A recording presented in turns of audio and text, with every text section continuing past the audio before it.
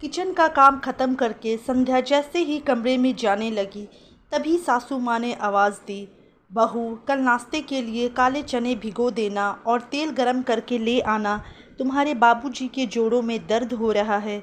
जी mummy जी, बोल संध्या जल्दी से किचन में गई और सब इंतजाम करके गरम तेल सासू जी को देकर पूरी तरह से थक कर चूर जब अपने कमरे में पहुंची तो बिस्तर देख तुरंत उसने चैन की सांस ली और आराम से पसर गई। बगल में पति गौरव और 2 साल की रूही ही सो चुकी थी। नींद के आगोश में संध्या को अपने बदन पर गौरव का हाथ स्पर्श हुआ। शरीर और मन से सभी लोगों को खुश रखने की जिम्मेदारी ले रखी हो, सिवाय मेरे। अब तुम पहले वाली संध्या नहीं रह गई हो। कभी कभी रूही उठ जाएगी तो कभी तुम्हें जल्दी उठना रहता है और अधिकतर तुम थकी ही रहती हो।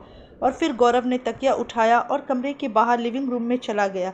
पीछे कमरे में तन के दर्द के साथ मन काफ़ी दर्द समेटकर संध्या अभी के आंसुओं को साथ में लाल होकर सोचने लगी कि गौरव को मेरा ना तो थका तन दिखता है और ना थका मन।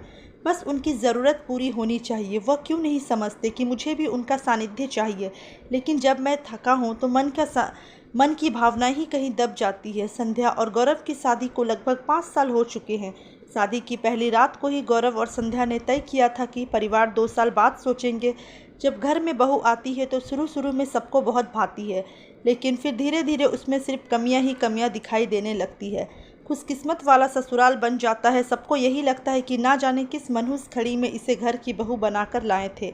घर वालों की बातें सुनकर पति भी ताना मारने से पीछे नहीं रहते। कुछ ऐसा ही संध्या के साथ हुआ था। सास ने अपना घर अब तुम देखो यह कहकर संध्या को घर की जिम्मेदारी सौंपकर आराम फरमाने लगी।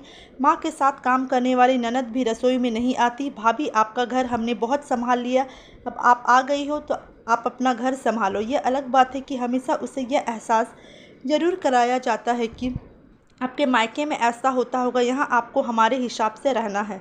जब तक उसकी बेटी नहीं हुई थी संध्या सब काम कर लेती थी, लेकिन रूही के होने के बाद उसकी जिम्मेदारी भी बढ़ गई थी। नंदे कॉलेज से आकर सब फालतू काम करेगी लेकिन भाभी की मदद नहीं करेगी।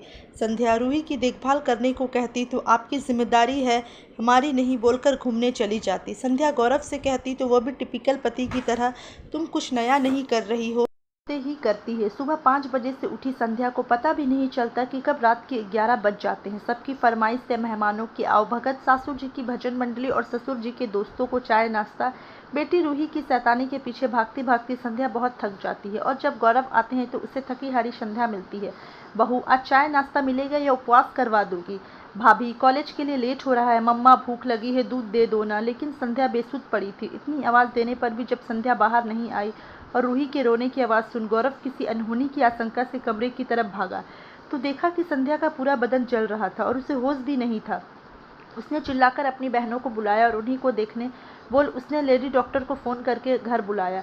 डॉक्टर ने आकर इंजेक्शन दिया और फिर संध्या को अच्छे से देख करके उसे टेस्ट बोला और गौरव से पूछा, क्या आपकी पत्नी की कोई मानसिक तकलीफ है? मानसिकता को समझा कि कोई भी मानसिक तकलीफ नहीं थी और अगर होती तो अपनी बात को बीच में ही रोक दिया और अपने रात के व्यवहार को याद करके खुद को ही शर्मिंदा हो गया। गौरव जी, हो सकता है आपकी पत्नी ज़रूरत से ज़्यादा जिम्मेदारी निभाती है, जो शायद इनके मानसिक तनाव का कारण हो सकता है। मैं कुछ दवाई लिख देती हूँ और कोशिश कीजिएगा खुश रहे। डॉक्टर ने लिस्ट पकड़ाई और आराम करने को कहा वहाँ से चली गई और अम्मा के कमरे के बाहर ही रुक गया। उसकी दोनों बहनों की आवाज़ आ रही थी, मम्मी अब क्या करें, ये महारानी तो बीमार पड़ गई, हम दोनों कुछ नहीं करेंगे, भैया से बोलो महारानी को दवा खिलाकर जल्दी से ठीक करें।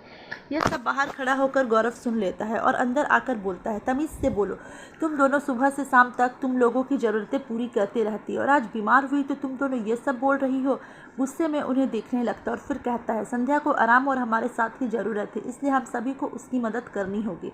तभी रूही आती है कि अम्मा को होश आ गया है। गौरव बहनों के लिए दूध और बिस्कुट कमरे में लाने को बोल के वापस चला जाता है। संध्या बिस्तर से उठने की कोशिश कर रही होती है, उसे संभाल लेता है और थोड़ा गुस्से से बोलता है, तुम चुपचाप लेट नहीं सकती हो, बहुत देर हो गई है, सभी काम पड़े हैं। संध्या बोली, पड़े रहने दो, घर में और लोग भी है, कर लेंगे, तुम काम नहीं करोगी। उसे ज़बरदस्ती लिटा दिया और संध्या को ध्यान से देखने लगा। इन 5 सालों में उसकी संध्या सचमुच कहीं खो गई थी। सबको खुश रखना उसकी जिम्मेदारी थी, लेकिन संध्या को खुश रखने की जिम्मेदारी किसकी थी? उसकी। उसने कभी उससे पूछा ही नहीं कि वो क्या सोचती है, क्या चाहती है। जिस परिवार की ज़रूरतों का ख्याल रखने का ताना मारा था, वो परिवार भी तो मेरा ही है, तो सिर्फ मुझसे बंद कर आई है, वो भी अकेले। क्या मैंने कभी पूछा कि वो क्या चाहती है और क्या सोचती है? हमेशा बस अपने दिखाया, लेकिन कभी उसे हक नहीं दिया कि वो अपनी मर्जी से बात करे। हमेशा तन की सुख देने को भी अपनी जिम्मेदारी समझी, कभी समझने की कोशिश नहीं की कि जब उसका मन ही सुखी नहीं है तो तन की खुशी क्या होगी। संध्या फिर उठने की कोशिश करती तो इस बार गौरव जोर से डांट देता है, क्या है तुम्हारा, ये तो रोज का काम है, अगर एक दिन नहीं करोगे तो कोई कयामत नहीं आ जाएगा। अब से तुम घर का काम अकेले नहीं करोगे। ये दोनों जो दिन भर खाली बैठे रहती आज से घर के कामों में मदद करेगी। और भाभी क्या करेगी, बहनें बोली। भाभी सिर्फ आराम करेगी और रूही मेरे साथ घूमने जाएगी। आज से नहीं, अभी से मैं वादा करता हूँ कि तुम्हारी खुशियों का ख्याल रखूंगा और तुम भी हक से बोलोगे कि आज तुम्हारा काम करने का मन नहीं है। अब संध्या का मन गौरव की बात से खुल उठा और वो उसके आगोश में लिपट गई। पति अक्सर शिकायत करते हैं कि पत्नी उन्हें नज़रअंदाज करती है, लेकिन वह भूल जाते हैं कि इसके लिए भी उनका परिवार और बहुत हद तक वही जिम्मेदार होते हैं। जो सबका ख्याल रखती है उसका ख्याल रखने वाला कोई नहीं होता। तो दोस्तों, कैसी लगी आप लोग को ये कहानी? अगर अच्छी लगी होगी तो वीडियो को एक लाइक ज़रूर कर दें और चैनल में नए हैं तो चैनल को सब्सक्राइब करना ना भूलें। चलिए मिलते हैं नेक्स्ट कहानी पर।